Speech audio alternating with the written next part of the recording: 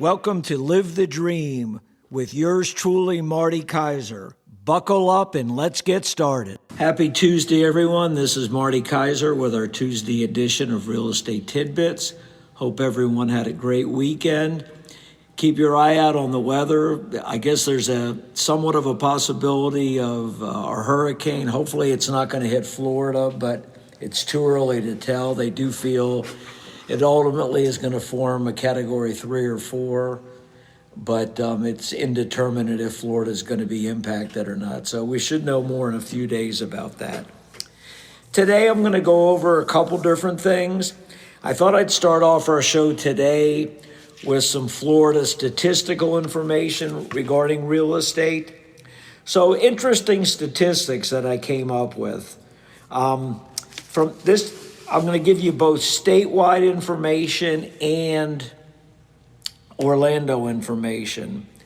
So statewide information, Florida housing inventory continues to rise significantly, and that's been a large determinant of prices dropping, which obviously statewide is good news for buyers, but sellers, as we've talked about recently, need to adjust to this transitional market. The homeowners insurance premiums kind of got a mixed bag. The research that I've done talks about higher insurance premiums affecting people purchasing, and it's affected demand. The good news is recently they just came out and they indicated that homeowners insurance is actually going to drop a little bit in the coming 12 months because of however they compute this stuff. They had better results, so we should all see a little bit of a savings when we renew our insurance. Mortgage rates should be dropping slightly.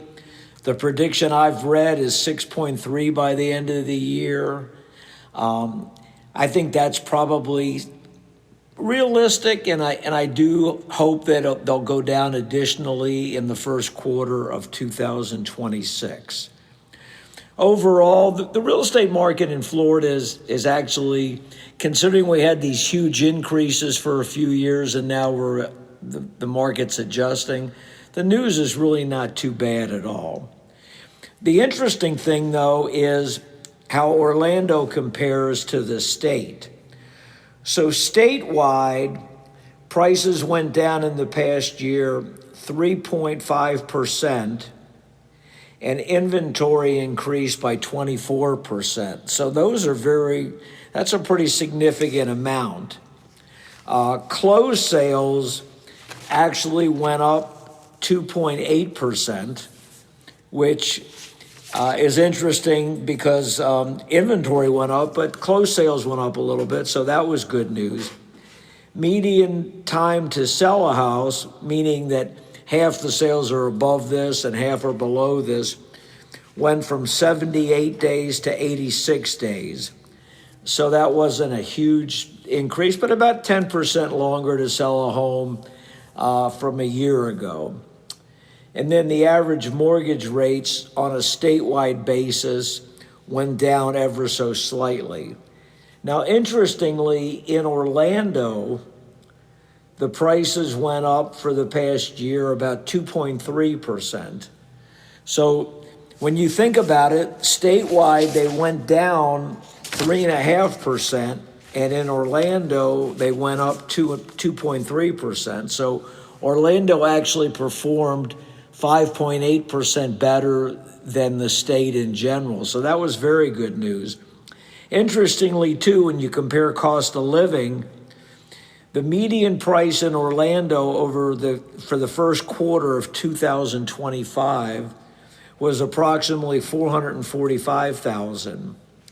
In Tampa, it was $400,000, and then in Jacksonville, it was $390,000. So the Orlando real estate market is definitely stronger and more expensive than Tampa and Jacksonville. Now you might say, well, how did Florida compare to the national housing market? Well, the national housing market, the median price, and this is for all 50 states, is 435,300.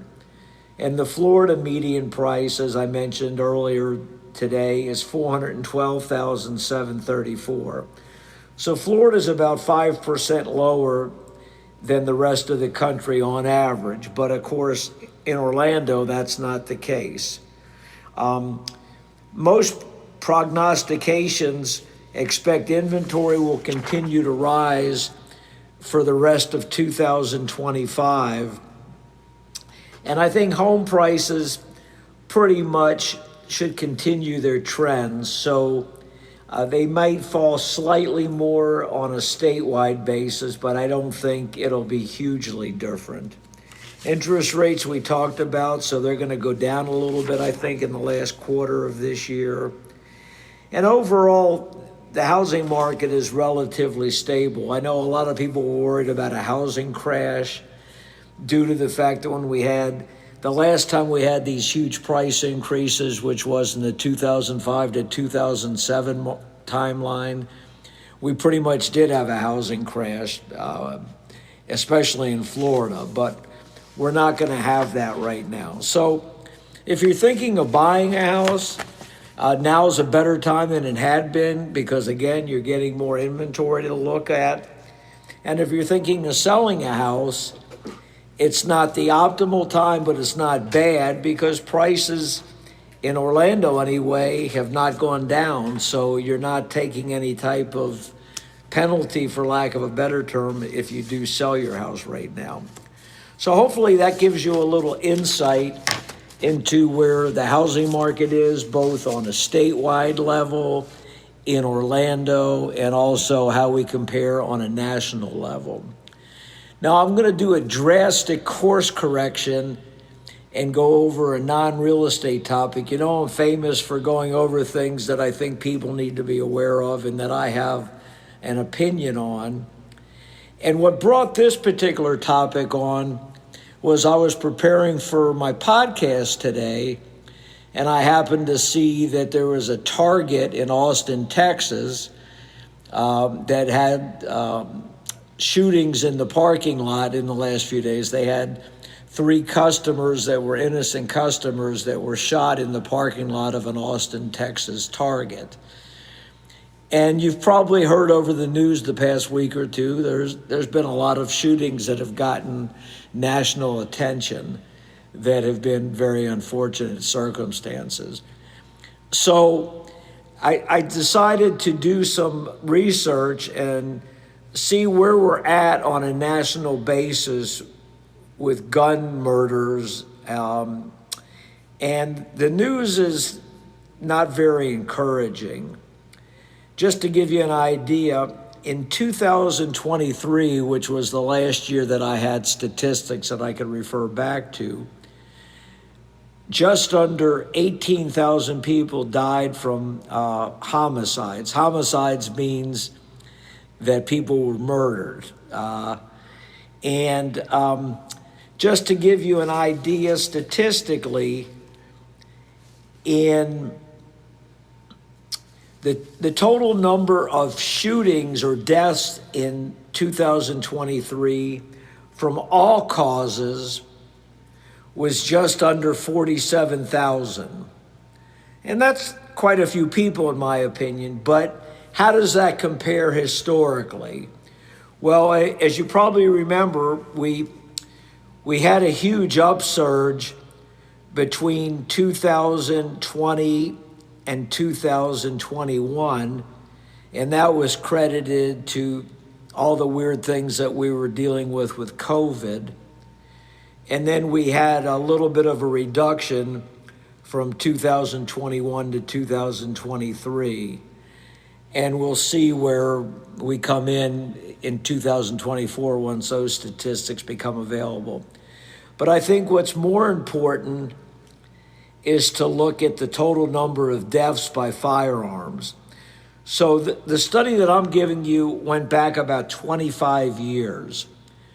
So in 1999, which was the first year that I have on this comparison, just under 29,000 people died from gun deaths. Now you compare that to 2023, where we had just under 47,000 people that died from gun deaths. So the total number of increase was about 18,000 people. So in real numbers, the number of people dying from gun deaths in the last 25 years went up approximately 60%. Now, interestingly, and what does not get enough publicity, obviously you hear more about homicides, meaning that people were murdered, whether it was a domestic dispute, in a robbery, in a mass shooting, various ways that people unfortunately get murdered in this country. Well, out of the total number of gun deaths, which was just under 47,000, as I mentioned, in 2023, 58% of those gun-related deaths, which would correlate to approximately 28,000 or give or take, were from suicides. So suicides accounted for almost 3/5 of the gun deaths in this country in 2023, where homicides or murders accounted for about 38%. So the reason that I bring up that disparity is for a couple reasons. Number one, whenever you hear about gun deaths and our elected officials talk about them and they say prayers and wishes, which is very small consolation when you've lost a loved one, it tends to be about murders, where somebody has murdered somebody, whether it was a mass shooting, whether it was committing a robbery, or whether it was just a disagreement between individuals that ended up being a homicide. And then you always hear, well, it's our mental health system, it's not guns. Well, first of all, I don't believe that, because we have no system that's effective to identify people with mental health to prevent these gun tragedies. And there's plenty of statistics that back up what I'm saying. But I'm not even going to go over the statistics about that premise, because suicides are far more. And obviously, suicides don't get the publicity, and suicides are a mental health issue, obviously. People are depressed. Usually it has to do with major depression and people feeling that they don't have an alternative and they lose their will to live. And they've committed, significantly more shootings than people that are in a dispute or a robbery, as I mentioned. And unfortunately, we overlook the suicides, and we should be putting way more focus on that. But the reason I'm bringing all this up is we have a gun problem in this country, and all the politicians like to bury their heads in the sand about this. And it doesn't matter really on what side of the aisle you're on. Obviously, the Republicans, from a political standpoint, are a lot more pro-guns than the Democrats, but neither party has been effective in trying to do anything to save lives.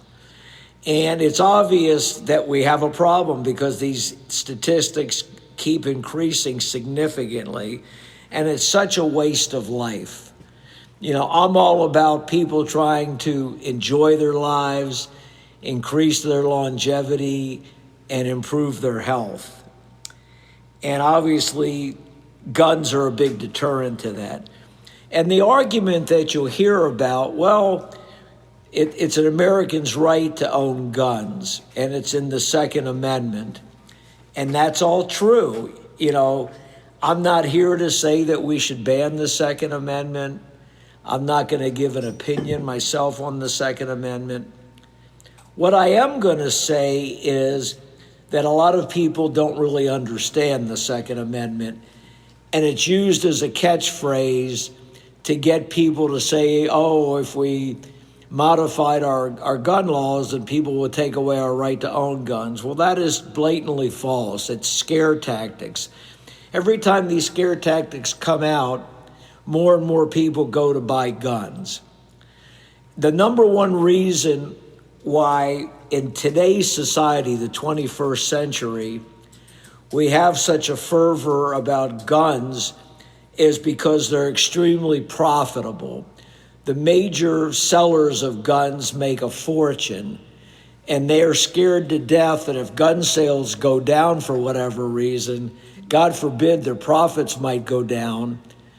It doesn't matter that they might save lives, but if the almighty dollar goes down, then boy, that would be terrible. But let's look into when the Second Amendment was actually brought into fruition in the United States. Basically, it was done for one or two reasons.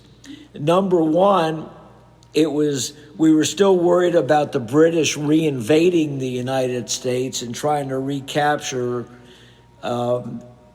the land, because when we settled in the United States, the English settlers, the Pilgrims, etc., were British citizens that emigrated over here.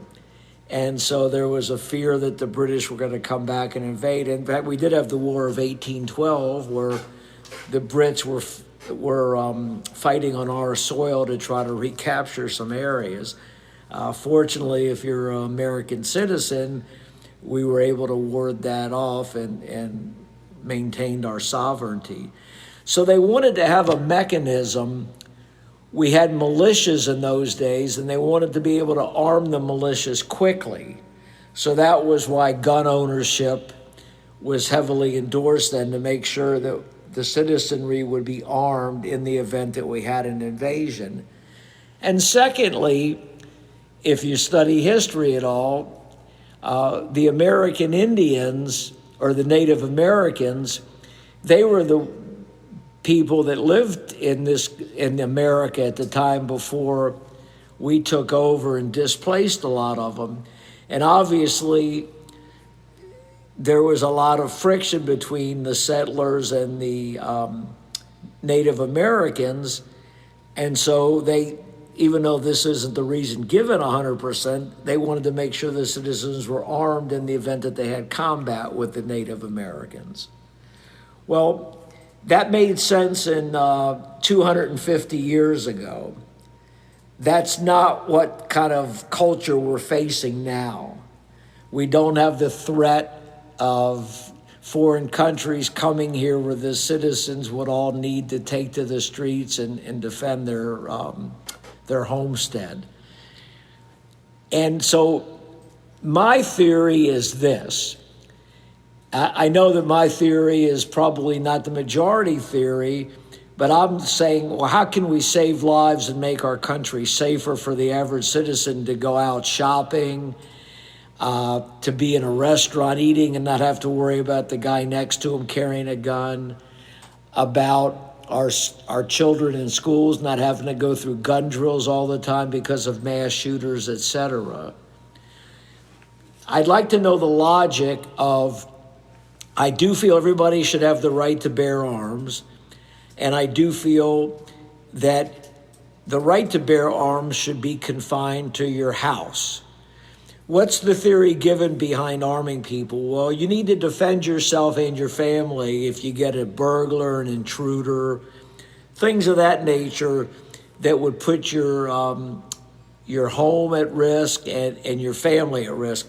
Completely understandable. So you arm yourself in your house, and if any of these occurrences happen, you have a weapon to defend yourself and your family. But I don't understand the logic of why you would need a gun if you're going to a bar for a drink, if you're going to a restaurant for a bite to eat, if you're driving in your vehicle. Because what happens in these situations, tempers flare, maybe somebody's inebriated, you get road rage on the roads, and all a gun does is make it easier for you to shoot somebody. And it's not like it's a self-defense mechanism. And most of the time when you're out in public, even if you were armed, you're not going to prevent a tragedy. I'll give an example of the recent shootings that were in New York City a couple weeks ago, where that person from Las Vegas drove to New York City to attack NFL headquarters. He had a long gun or an AR-15. He was walking on the streets in New York briefly, went into the building and shot people. And, he did that so quickly that a person, even if they were carrying a gun, they wouldn't have been able to ward off that attack. And that's what happens in most cases. Most people are not like police or our armed forces. They're not trained, and they're not going to react that quick. Plus, they're not going to be aware that there's going to be a mass shooting going on until the perpetrator has opened up fire.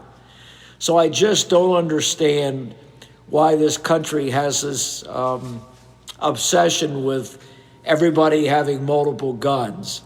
And our politicians are pretty much gutless, because the reason that they don't really stand opposed to guns is because they're worried about there be a backlash and they might lose an election, or their key supporters in the gun industry would not give them donations. And the lobby for guns, the National Rifle Association, is one of the big lobbies in the country, and they have a lot of political clout. Our country, unfortunately, is beholden to these main donators of funds and the lobbyists, and that's why our political system is so corrupt. But unfortunately, this corruption correlates to loss of lives. And I think even if you're 100% of a gun supporter, think about the logic of why you would need guns outside your house. I just don't see the logic. And I know if we had more common sense controls, we would save lives. And also, we're not really doing the proper things to regulate who gets a gun. You still hear continually on these people with mental illnesses that were able to purchase guns legally. And let's face it, we're not going to come up with a system to prevent that. Everybody can give lip service about that, but things have just gotten worse. I felt strongly that I wanted to bring this issue up, not because I feel that the Second Amendment should be eliminated by any means, but I think, like anything, it's a policy that could be dramatically improved, and at the end of the day, it would save lives. So that's what I have to say about that issue. I certainly welcome comments. I know that's probably not a popular issue, especially in the state of Florida, but I thought it did need to be stated. So that's all for today. Keep your eyes out on these hurricane forecasts. Again, it's very hot out there, so stay hydrated. Be safe. Have a great rest of the week, and we'll see you on our Friday podcast. This is Marty Kaiser out.